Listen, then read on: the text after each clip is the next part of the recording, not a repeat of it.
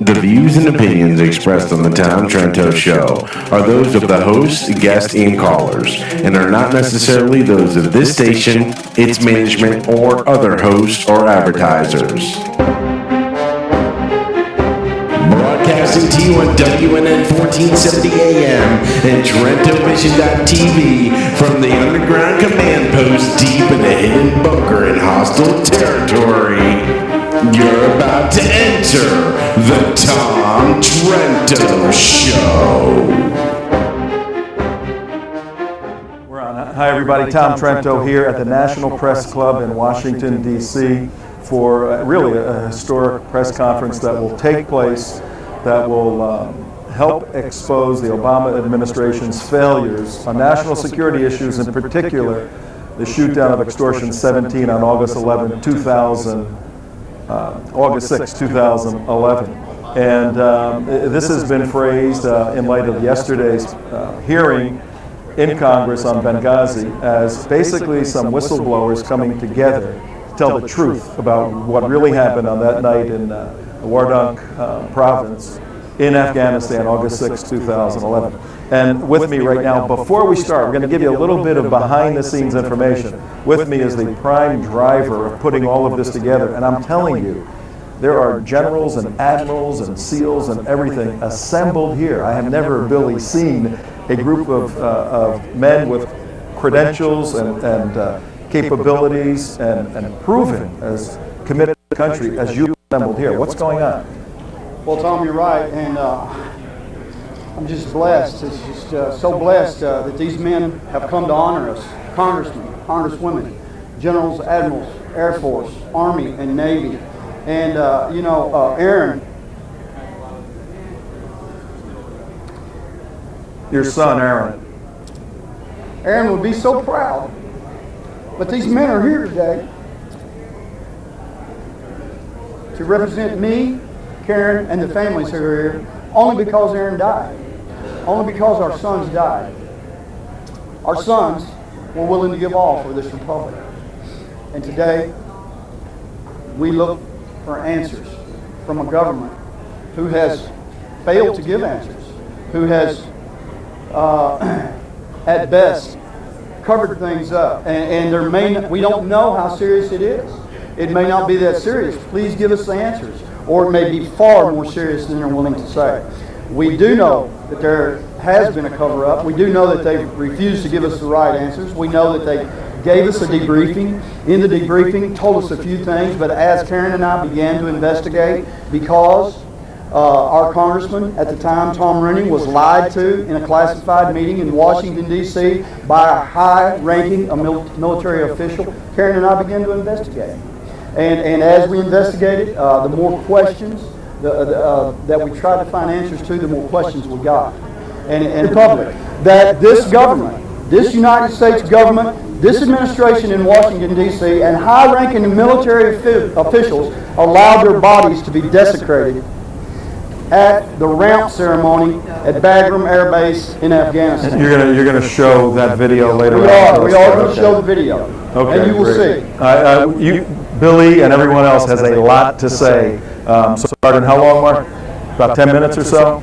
The press conference will start in 10 minutes, and obviously Aaron Carson Vaughn is Billy and Karen's son, SEAL Team 6, special operator, top-tier operator. He was killed August 6, 2011 in the shoot-down of Extortion 17. You got a couple of other families here. Yes, sir. Three other families. And we also have other families who have told us that they were not able to make it today. Fred Benson, for one, his son, Derek Benson, other families who have come out and said they support us. Our prayers are with you. And hopefully, as this moves along, this won't be the last thing today. We'll get to hear from some of those other families. And I saw Brigitte Gabriel came in here. Alan West is here. Michelle Bachmann, Congresswoman Bachmann, Congressman Louis Gohmert. They just keep piling in at the National Press Club to take a stand against this administration's cover-up. It's a cover-up. I mean, it's clear as could be. Here comes Louis Gohmert right now. We'll see if we can get him to step in and say hello with Boykin. So stay here for a second. Let's see if we can get these guys. General Jerry Boykin. How are you, General? Talking to your press. dug into my chest. Yeah, listen, Tom, I think that this is a very important first step in getting some answers to some very difficult questions. One of which is, why didn't, on the day that this crash occurred, why didn't we suppress the known enemy positions there? Why didn't we take them out and protect that helicopter? One of my big concerns is the rules of engagement that have created quite a restrictive environment for our special operations people that literally don't allow them to win, that don't allow them to protect themselves adequately because of the way these rules of engagement have been crafted, so that you almost have to wait for a guy to shoot at you before you can return fire. And the third thing that I'm very concerned about is the fact that we had an imam praying over the bodies of American soldiers. Now that is an indicator that we don't know who the enemy is. We don't know the enemy's doctrine or his theology or what motivates him. And as I'm anxious to see this video today, because if in fact this imam was condemning those bodies to eternal hell as a result of being infidels, as an American, I'm outraged. As a soldier, I'm angry that this could be allowed to be done by our military leaders. So I'm anxious to hear what's said today. I appreciate it, General. See you. All right, buddy. All right, we'll be here. Congressman, how are you? Good to have you here. Thank you for joining in. We're doing a little pre-press conference, short statement. Got a lot of people watching. Why are you here? Well, it was bad enough that we put people in harm's way without the helicopter they needed, without the cover they needed, and without providing. Apparently there may have been a C-130 gunship that could have taken out the killers before and after they killed, but that didn't happen. And it is just so outrageous that the best and brightest we had, the best trained, were put in such a situation. And of course, as I'm sure you know, when the families were briefed, and one of the fathers, one of our fallen SEAL team said, why didn't you just send in a drone if it were such a hot area? And the Admiral said, because we're trying to win their hearts and minds. If we're sending our military to try to win hearts and minds instead of defeat an enemy, we are completely messed up. But then to have seen the video when our American draped coffins are sitting there, and you know that at least some of them are Christian, and you have a Muslim imam come up and give the typical Muslim prayer, basically gloating over that anyone who challenges the warriors of Allah will be killed and go to hell and burn forever, and our military brings people in to do that. It's bad enough we didn't take proper care of such valued gifts as these SEAL team members and those helping, but then to add that kind of insult to injury is more than anyone should have to bear. Well said. Thank you for being here. Thank you. We'll see you afterwards. Okay. That's Congressman Louis Gohmert from the state of Texas. We're about to begin the press conference right now. Good morning. My name is Larry Klayman. I'm the founder of Judicial Watch and Freedom Watch. I'm representing Freedom Watch. I'm the general counsel as well, and I'm very pleased and honored to be among some distinguished clients and guests here today. What we're going to discuss is extremely important. We have here the families of fallen American servicemen, victims of our system, victims of our political establishment, who would rather protect radical Islamists than our own people. Our clients sitting to my left are Billy and Karen Vaughn. Their son Aaron was killed in a helicopter crash in Afghanistan, a Navy SEAL. Sitting next to them are their daughter, Tara, and her daughter, Annabelle. We then have Doug and Sean Hamburger with us today, and their son, Jeremy. They are part of Army Guardsmen, National Guardsmen force that also died in that fateful helicopter crash. Then we have Charles and Marianne Strange. Their son, Michael, died. Hamburger's son was named Patrick. And then we have Sid Dugan-Gara, also his Navy SEAL son died, John. We have distinguished people in the audience here today. We have military experts, James Simons, a retired Navy Admiral. We have Paul Vallely, retired Army General. They will all give you their opinions. Jerry Boykin, who is an Army Lieutenant General retired, and General Thomas McInerney, our General, retired as well, and two retired Navy SEALs, Larry Bailey and Ben Smith. Also in our front row today, we're very happy to have distinguished Congressman Michelle Bachmann, who's done such excellent work for the American people. We have Alan West, who former congressman from Florida, now with Pajamas Television. We thank him very much for coming.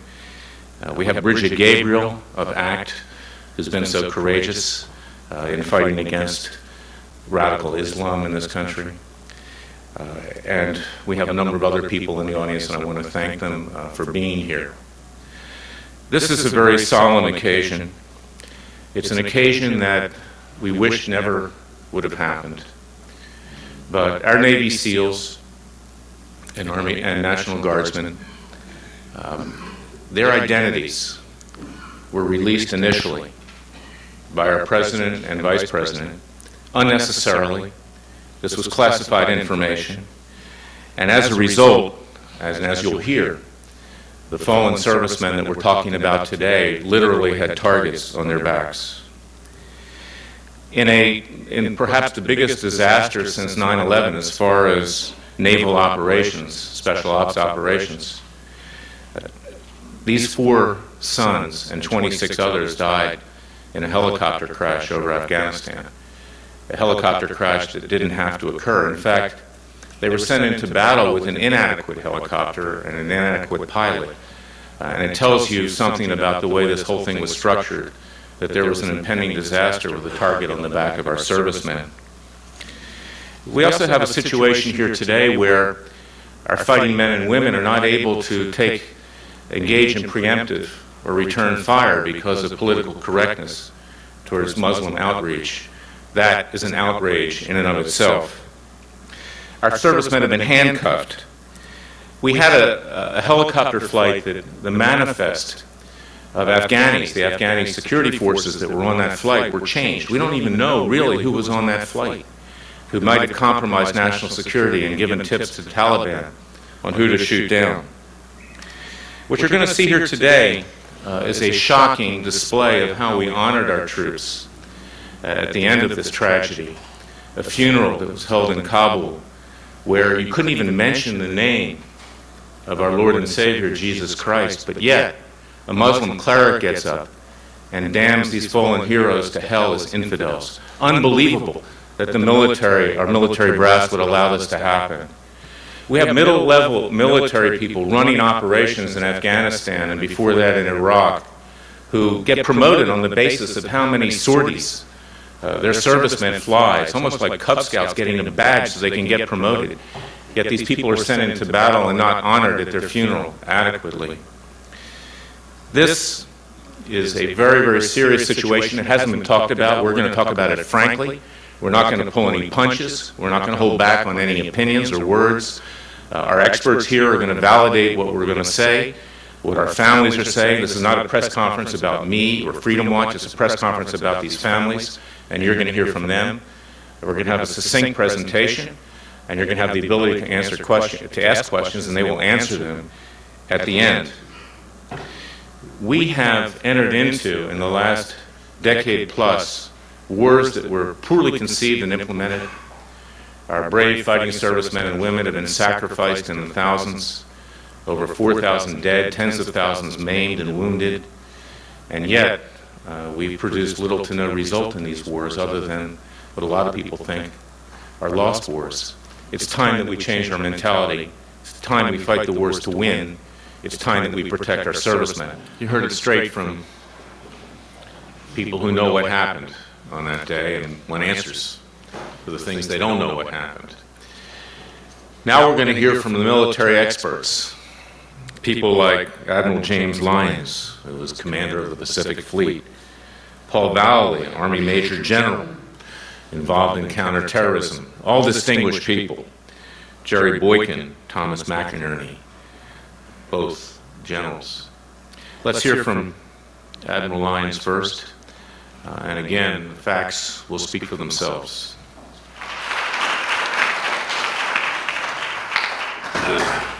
Thank you, Larry.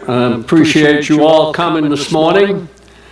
First, let me say to the families, the unselfish service of their loved ones they represented and still represent the best of America.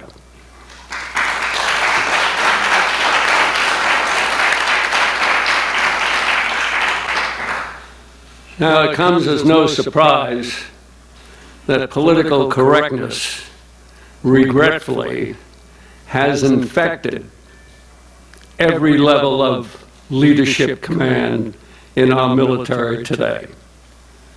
It manifested itself in our counterinsurgency strategy with its restricted rules of engagement, which unnecessarily put the lives of our military forces at rest. It cost numerous lives and thousands with horrendous permanent injuries, all in the failed hope of winning the hearts and minds of a tribal society. This makes no sense.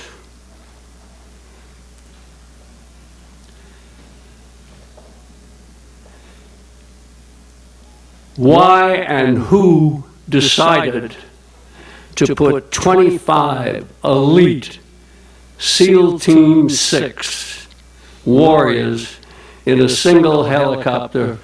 That was my first question to myself when I heard about this tragedy. Sending them in with obviously a mission was compromised. As you all know, we had to vet our special operations plans, basically with all the Afghans, that we might as well have turned them over to the Taliban. They knew they were coming. We didn't provide the required suppression fire. That helicopter is made to transport troops and people. It's not made to conduct a special operation in a high threat area. This was pure dereliction of duty. Somebody needs to be held accountable.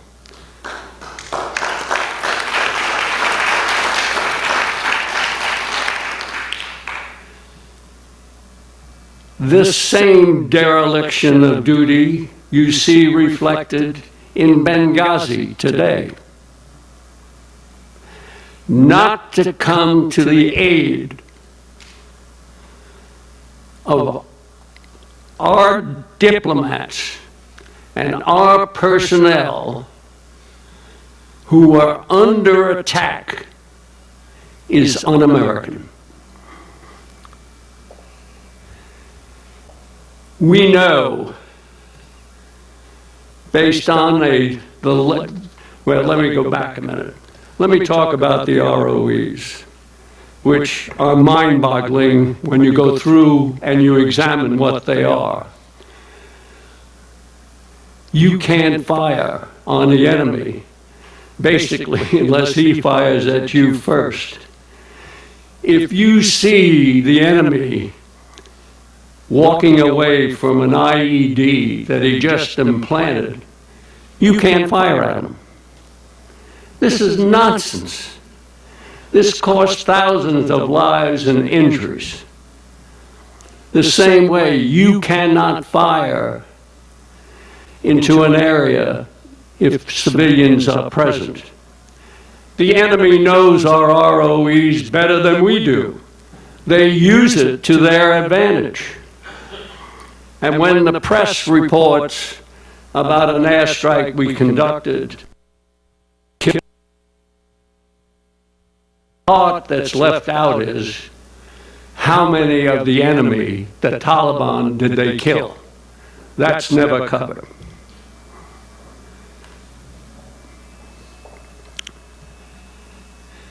We know, based on the latest Pew survey of Muslim countries throughout the world,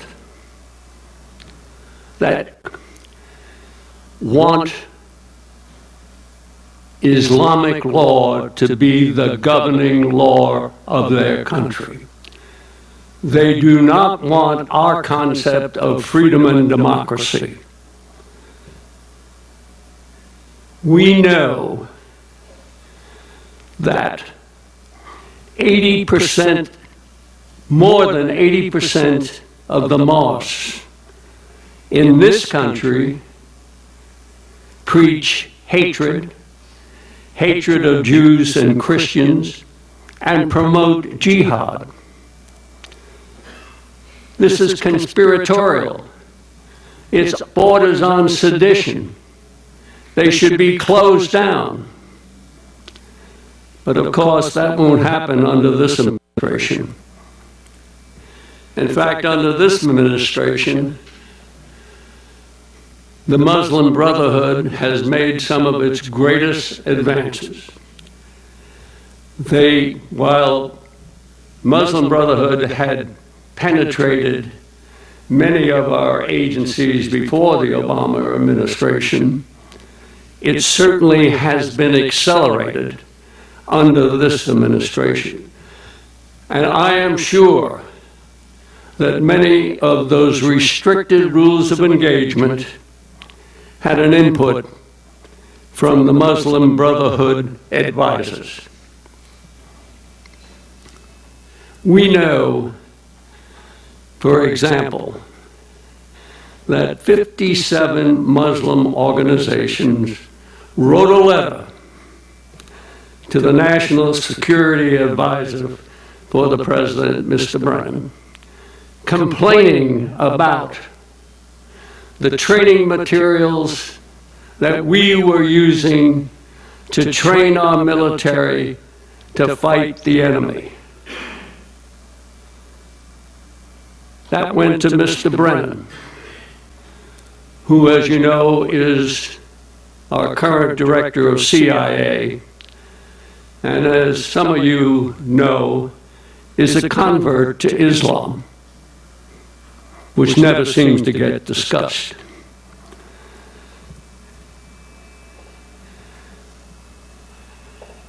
We know that based on that letter, all our training manuals were purged of any reference to Islam and terrorism and jihadists.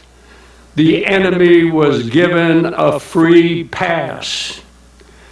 Not only was it purged, our trainers had to be, quote, re-educated, and some were disciplined as demanded by the group of 57 Muslim countries that signed that letter.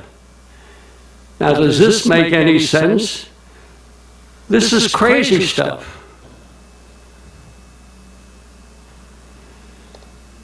You know, a commander's first responsibility, which seems to have been forgotten along the way, is the safety of his men. I always felt that was paramount. I could take care of, once we assure that, the rest of it would fall in line. The mission would be accomplished. We would achieve our objectives. That seems to be lacking in today's guidance.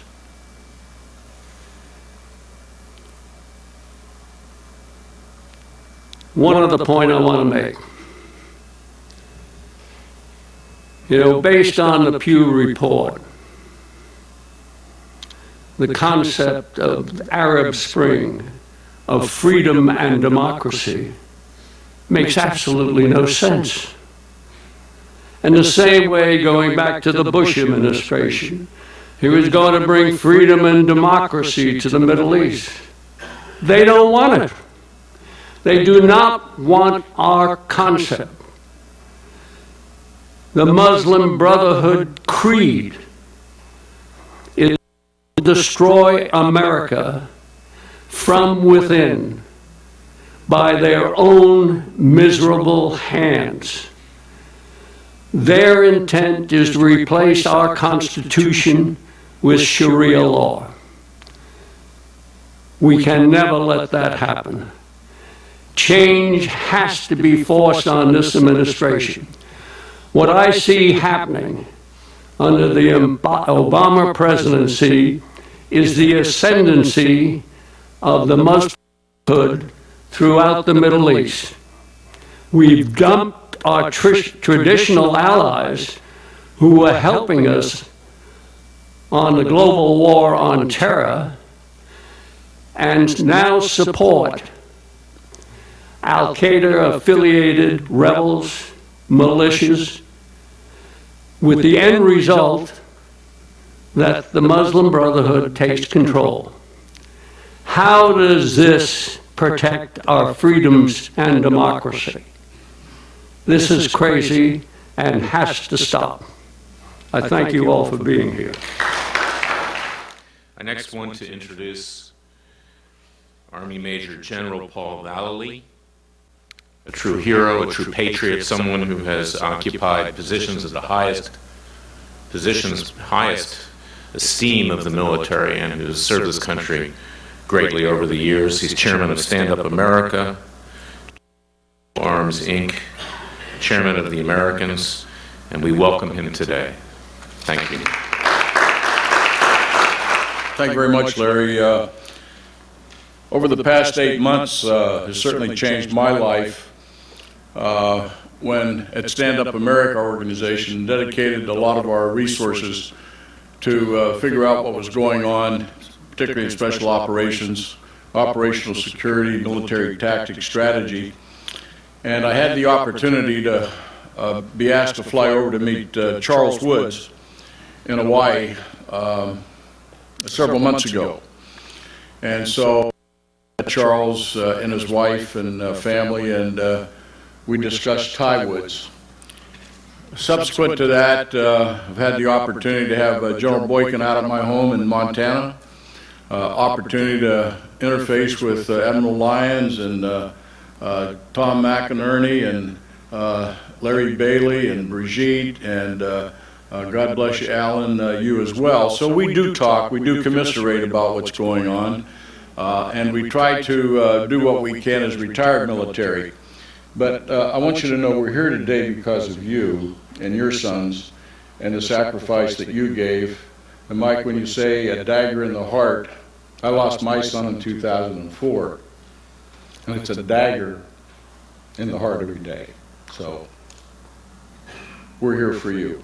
We've got to get the word out. We've got to do something to take back this country. We have to stand up.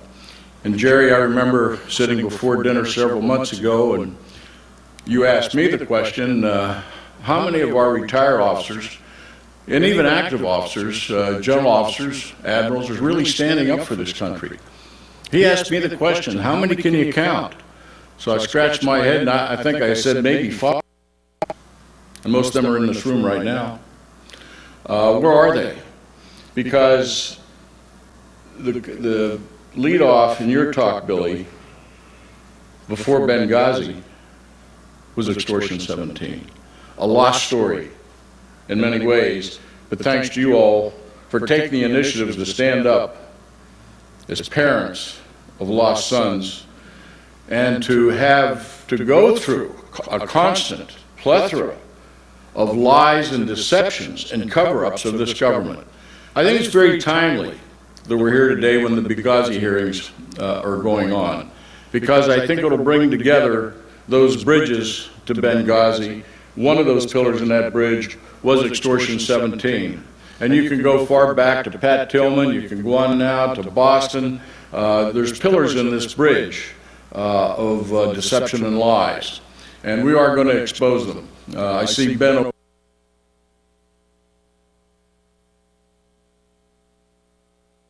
A lot of different feedbacks that we're getting when operational security was challenged with the video lab, and all the great things that Larry Bailey has been doing in the whole thing about the SEALs and the release of all the information, providing a very difficult situation and even confidence in our SEALs out there and Special Operating Forces to operate today when they know our government basically is exposing things that we need to keep tight, we need to keep secret. I think, Billy and Karen, when you visited, one of the things that impacted on me was the fact that we had a senior flag officer call on Billy and Karen. I'm not going to mention his name, but basically was sent to their house in January to put a lid on them. Now, I don't know how many of you in here have felt that. The lid's been put on you, not to talk, forget about it. What difference does it make? And that's been the attitude of this administration. But we're not going to take it anymore because we are going to stand up. We're going to be accountable for our own government and what we do because it's the future of America. That's what we're looking at here. We have got to change. We cannot depend to go down every day. Ace, you said a great thing this morning. I think we all see that. We turn on television and we're looking for something positive to happen. And it just seems to disintegrate each and every day more. Well, the stock market's up, it's strong, and so on. But there's a lot of falsities in all of this when we look behind the scenes of what's going on. I've had the opportunity to be in the Middle East twice in the last 8 months, meeting with Syrian opposition forces over there. And I had a young Syrian commander come up to me, and he said, you know, we don't understand democracy, but we do understand freedoms, and that's what we want. This was Syrian opposition, young man about 38 years old who just came out of combat in Aleppo. Well, it's the same thing when you look at our troops and the sacrifices they made. And when Tom McInerney and I went to West Point together, he's a lot older than I am, by the way, so I have to take all my guidance from him. But duty, honor, and country. What is our duty? What is our honor? Our honor is being shed each and every day by lies and deception of senior people in government. And it's not only in the White House. It's in Congress. It's at the CIA. It's at the Department of Defense. It's at the State Department. I challenge somebody, and I think, Jerry, you and I even talked about this. What was the last diplomatic victory we had in America? I'm thinking back, it's when the wall went down. I can't think of another diplomatic victory we've had, but yet we fly people all over the world, and then again when I go to Syria they tell me, you know, we don't respect America anymore. Respect our people, but they don't respect our government because we don't take care of our friends. And that was a Syrian general. He said, you know, we're looking for help, but we're not getting any. So everything you heard about us helping the Free Syrian Army and opposition over there, it's not true. So it goes back to the whole thing. We're here together. We're here to present a message to the American people that we're tired of all the lies and deceptions, and we're going to stand up. And God bless you all, and God bless your families for doing what you're doing. We love you. I want to introduce three-star General Tom McInerney, a great hero, another American hero, who's standing up for the American people. Thank you, Tom. I often ask, where does a nation get such people? And I see their mothers and fathers and brothers and sisters and nieces here. That's where we get them. It is the most impressive thing in my whole life to be associated with military people. I grew up in it. I spent 35 years in it. And I've continued to work on national security matters. Our mothers and fathers just presented some very serious charges. And it's fundamentally, and Admiral Lyons and General Valley pointed it out. It is fundamentally our strategy in an Islamic society. They do not want our Jeffersonian democracy, but they do want our money. It is then the rules of engagement that we send our people to war with. And here we have Alan West, who in my world, and when I grew up, Alan West would have been given the Silver Star for the actions he took during Operation Iraqi Freedom. He is my hero.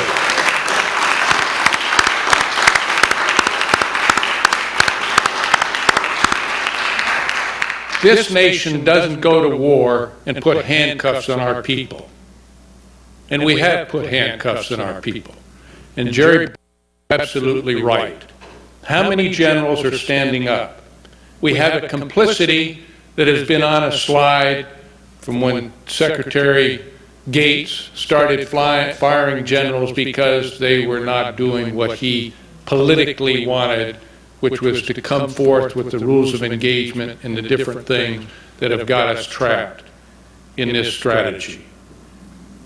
And of course, that's why President Obama kept him. And we now have very senior people with going from this tragedy that you're listening to today that I was not familiar in great detail to where we are in Benghazi. A complicity not to go and rescue our people. And you saw it yesterday. From the very words of the person that was there, Ambassador Stevens to his DCM Hicks, we're under attack. And yet the next day, the day after, you have the Secretary of State and the President saying it was due to a video. Now that is complicity. And how about you now have two chairmen of the Joint Chiefs of Staff that have been complicit in that cover-up, one who did a report and the former chairman. You now have two CIA directors who are complicit in it, two secretaries of the state that are complicit in the cover-up, and two secretaries of defense. Never in the history of this republic have we seen this corruption and complicity, and as Admiral Lyons said, this dereliction of duty.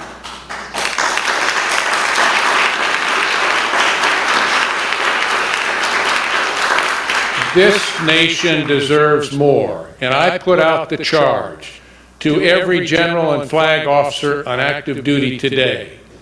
We didn't bring you up to live this way. This isn't being responsive to civilian leadership if it's complicit to cover-ups.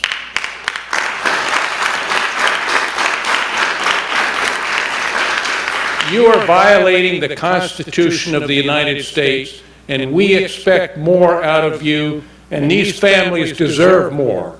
They have given their youth to this nation, and the nation deserves more. Thank you, and God bless you for what you do.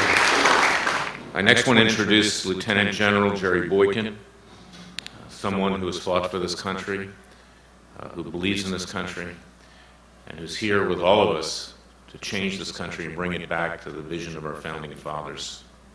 Thank you. Thank you very much, and Billy and Karen, it's good to see you both again. To all of you families, I agree with you. I think we all do, and you've paid a tremendous price. You know, on the 6th of June, 1944, as the sun came up, there were a lot of America's finest coming across those beaches at Normandy. But they were coming across to win a war. They were coming across to kill the Germans and run them back to Berlin. In my view, that was the last real war. That was the last time that America went to war with the concept of total war, because ever since then, we've done exactly what these courageous families have talked about today. We've allowed politics to become more important than the lives and the safety of those young men and women fighting in our battle space, and it has to stop.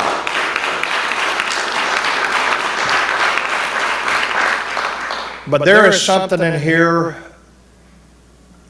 next to the loss of your sons that bothers me worse than anything else, and it is this imam praying over our fallen comrades.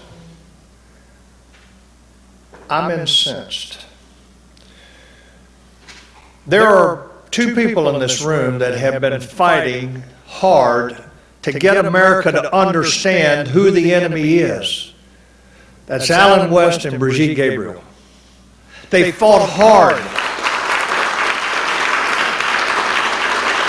And Americans are still ignoring them, and the fact that we would have responsible commanders allowing an imam to come and pray a standard, not a special prayer, right, Brigitte?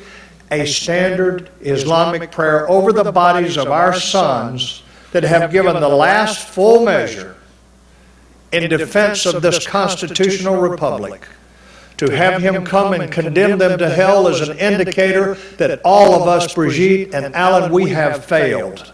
And the others around us, we have failed to convince people of who the enemy is. And I want to say this, there is a constitutional responsibility when you take an oath that you are supposed to know the enemy. You are supposed to know his doctrine. You're supposed to know his tactics. You're supposed to know what motivates him.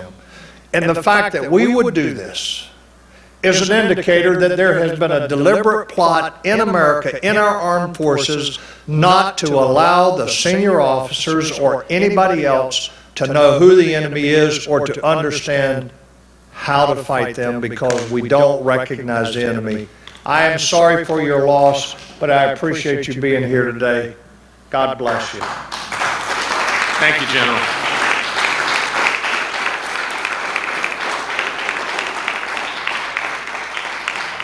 Thank you to all of us. Congressman West, would you like to say a few words? You're welcome. Thank you. Thank you, Larry, and thanks for everyone that is here, most especially for these families that are here. And let me explain, I think a lot of people know what happened in my career in 2003. They know the decision that I made in 2003. And the bottom line, the reason why I, as a battalion commander, made that decision, because before we deployed, I made a commitment and I made a promise to each and every one of those family members of those soldiers that deployed in my battalion that I would do everything in my will, everything in my power to make sure that the individuals that left them would come back to them safe and secure. See, I can rest peacefully at night because I know that there are no parents from the 2nd Battalion, 20th Field Artillery that can look at me and say that I did not do everything to keep their family members safe. And I apologize, I am sorry for the loss of life that you have had to endure. But I thank you for the sacrifice that you have made, and we will continue to fight on your behalf. You know, Mr. Strange brought up an incredible point when he stood there before the Commander-in-Chief. If we had people that understood what it meant to get off in a combat zone, in a raid, I think the decisions you would see happening and the actions would be different. If we had people that had ever been in an aircraft and hooked up and jumped out into the darkness, not knowing what would be waiting for them, that they would be making different decisions for our men and women. I can tell you, having been an artillery officer, you don't send anyone into a combat assault on an aircraft without first preparing that landing zone, by first suppressing any type of air defense that could be around it. I had also the privilege of sitting in on that classified briefing. That operation had been going on for 3.5 hours. To launch a Chinook helicopter into the night to go into an operation, a hot zone, that was something that was absolutely violates every single principle of employment and tactics for the United States military. Why that was done, I have no idea. I have been on many air operations, and I can tell you this. Even if a member of Congress is getting on an aircraft going down to Guantanamo Bay, if they change that member of Congress out, they go back and they update the manifest. Why were 7 individuals changed on the manifest of a combat assault mission and not updated? We need to find out about that. And the rules of engagement. Those of us who have ever been in a firefight know that within 2 to 3 seconds, someone starts to lose their life. And for us to tell our men and women in combat that they cannot fire upon people who are firing upon them, that is unconscionable. But I want to leave you with this simple point. that I want you all to think about, and I hope the media will take these words and send it out to everyone. In this last election cycle, we had a president and a vice president. We had a candidate for president and vice president who had never served in the United States military. It was the first time in 77 years that had happened. Now, I will guarantee you, if we could once again have men and women who know what it's like to be on the receiving end of an AK-47, an RPG, or a PKM, then they would make better decisions. And perhaps our nation would not have more mothers and fathers that are sitting here as you are today. God bless you and thank you. Next, we're going to hear from former Navy SEAL Benjamin Smith. We'll talk from his personal experience. I don't have much to say. Part of what makes us one of the best Spec Op fighting forces amongst all the rest of them is the mystique of who we are. We have found in the past, we can go to administration if you want, whatever, but the American people, even in the past year and a half, 2 years, have divulged basically who we are, what we do. We have movies, strategy, tactics, movements of everything is out there. Now you can get a Trident or any Spec Op shirt in a mall. What have we become? The people who do the dirty work, the tough stuff that you have to earn to go do, you can buy in a t-shirt. Part of this is also our society, as well as you have an administration that is just, they've never done anything as if their life depends on it. Like with the politicians, with the media, with a lot of the people. They've never had to struggle for anything. They've never had to get down in that dirt and fight for something. I mean, just to be here, I'm absolutely honored to know you guys, to help you guys get the word out. The things that have happened here, outside of the religious aspect of this, that is absolutely miserable. And there should be a lot of people in this country very angry, because we're only 200 years old and we supposedly have won all of our wars. Islam is 1,400 years old. They don't like us before we were even a breath or a thought. Do we have a chance? Are we not Sharia compliant already? And now you have an administration putting our people at risk. And now with beforehand foreknowledge of our people going in, is that not treason? Is that...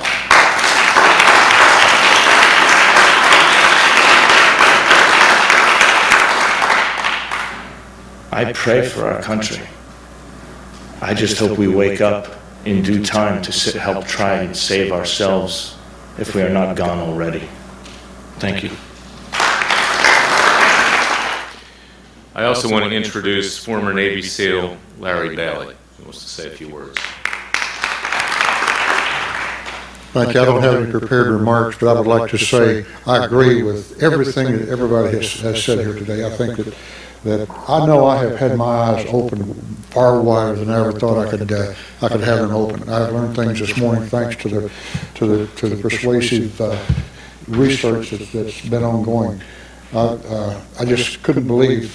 If anybody else had told me, I probably would have taken it with a grain of salt. But I see the families of people to whom the fallen mean the most, meant the most, and still do. You're telling the truth. That's the way it is. And we're dealing, as Special Operations speaks, we're dealing with even more lies by the administration. This administration might very well be called the cover-up administration. And I would ask you to get the word out about what happened in the shoot down of the helicopter and what happened in Benghazi. These two failures, or as they call it in the computer world these days, two fails, are so similar to each other that I think that America needs to stand up. And I wanted to say one thing. I'm a Southern Baptist. Southern Baptists don't like Muslims by and large as a theology. Thank you. And yet, my pastor, and I won't go into any detail, I go to a church in North Carolina, as redneck as it could be, as evangelical Christian as it could be. My pastor has a PhD, doctor of theology, he's a brilliant guy. He could preach a sermon with that, and he never even looks at notes. He can quote chapter and verse out of the Bible like Alan West can quote out of the Quran. And I have never heard him mention Islam, Mohammed, or Quran, not once. And I keep pinging him every now and then. I'll send him a nice little rejoinder. Hey, when are you going to start talking about this? Until our theological leaders start realizing that we are dealing with a theological enemy, that we're dealing with Satan himself, we're going to continue to lose. Thank you.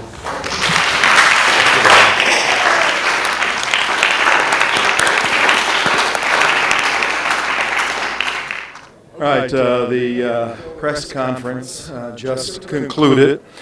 Pretty amazing. I mean, there was an array of Americans, probably 300-400 years of commitment and dedication between people like General Paul Vallely, 35 years, General Jerry Boykin, 36 years, the head of Delta Force, Admiral Ace Lyons, the commander of the Pacific Fleet, General Tom McInerney. I mean, there's so many people here today. Captain Larry Bailey, former SEAL. So the people here were amazing, and the families, from the Vaughns to the Hamburgers to the Strange, just sharing their hearts. Even press people were in tears here at different points of the presentation. So we were very glad to bring this very critical and very special event. I think you heard call for a congressional investigation. The Vaughns have been working on something like this for several years. In fact, two of the key members of Congress, three of the key members of Congress, Congresswoman Michelle Bachmann from Minnesota, Congressman Louis Gohmert from Texas, they were here for the most part of this, and they had to go because they had votes back up on the Hill, which is 20 minutes from here by cab on a good day. And then former Congressman Alan West from my district in South Florida, and then where he was campaigning was from the Vaughns district. He's been very close to the Vaughns on this since it occurred August. You may have heard the date, August 5th and August 6th. Well, on the day of the shoot-down was August 5th in Afghanistan, but it was August 6th here. And so there was a confusion as to what the date is, with the time change. But we all refer to it in the States as August 6th, the day of the shoot-down 2011 of Extortion 17. By quick review, Extortion 17 was the call sign that evening for a non-special operations helicopter, just a bus. You heard a reference to a flying bus that was called for a quick reaction force. Some Rangers were fighting the Taliban down on the ground. They needed help. The call went out for the SEALs. Now the SEALs would fly in a bus. They would ride on tricycles to get to the fight. But the command has to have the foresight and be responsible when you have men who are trained at multi-million dollars apiece, who have been in 10 plus years, who are the tip of the spear, top tier operators. You've got to have equipment. That's one of the key points today. You have to have the equipment that can get these top guys to the fight. If you put the Lone Ranger on a beat up old donkey, his capabilities are going to be diminished, and that's what happened here. Guys that could have won the day were put into a piece of equipment that was unprepared, to properly fly into the battle that evening. And a call has gone out from the families. Now, General Tom McInerney, how are you, sir? Ben, how are you? Good to see you. Very, very well. Post press conference, what are your thoughts about the event? I think it was very impressive. I was not familiar with all the details that I heard today. There are a lot of things going on in the U.S. military that these families are bringing up the problem that we have of people making decisions. Ben Smith, former Navy SEAL. All right. I mean, you have an interesting experience because you were on the front end of this press conference, being in theater fighting. Now you're on the back end listening to your brother's very tragic situation. Just share your human thoughts. Where do I begin with this? I mean, first you just want justice for your guys. You want to know, like when you're out there, it's the guys next to you that you fight for. It's those guys who save your ass. It's those guys you will give your life for and you will kill for. You stand for a country. That's the rock we're standing on. And you'd like to think that everybody is on the same team. And it's just something you've known growing up as a kid. It's something you don't question. As American is American is American. But like a lot of things you're seeing now, you're seeing a drumbeat with this constant Islamization, political correctness towards you can't even say it. It's overseas contingency operations instead of the war on terror. I pose this question. Is it not the Crusades? That's how they see it. The Crusades never stopped in their eyes. In our eyes, this is just a war on terror or Afghanistan or Iraq or whatever. But if you look at Crusade, the Caliphate, the steps they need to take to come at us, those are all things being taken. Good point. And communism. Do you still think we won the Cold War when the president is self-admitted socialist and communist and the people he puts around him? It's a chessboard where they took the king and we're just the pawns on the board that are still there. All right, we got to sign off right now, folks. We got to sign off right now. We're going by. Thanks everybody for staying with us. Send our link, TrentoVision.tv, on this amazing 3-hour broadcast to all your friends, all your lists. They got to watch this. This was a historic, pivotal meeting. See you. Bye-bye. Goodbye.